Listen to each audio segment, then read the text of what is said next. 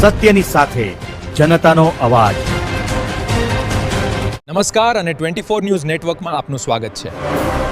ગુજરાતના સૌથી મોટા સમાચાર આજની બ્રેકિંગ ન્યૂઝ છે।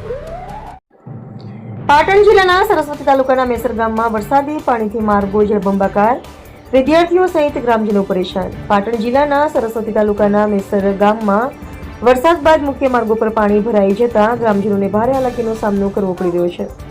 ખાસ કરીને મોસ સ્કૂલ અને રાધાકૃષ્ણ હાઈસ્કૂલમાં અભ્યાસ કરતા વિદ્યાર્થીઓને દરરોજ પાણીમાંથી પસાર થઈને શાળાએ જવાની ફરજ પડી રહી છે। સ્થાનિકોના જણાવ્યા મુજબ દર ચોમાસામાં આ જ સ્થિતિ સર્જાય છે। અનેક વખત સંબંધિત તંત્ર સમક્ષ રજૂઆત કરવામાં આવી હોવા છતાં સમસ્યાનો કાયમી ઉકેલ લાવવામાં આવતો નથી। સ્થાનિકોના જણાવ્યા મુજબ દર ચોમાસામાં આ જ સ્થિતિ સર્જાય છે। અનેક વખત સંબંધિત તંત્ર સમક્ષ રજૂઆત કરવામાં આવી હોવા છતાં સમસ્યાનો કાયમી ઉકેલ લાવવામાં આવ્યો નથી।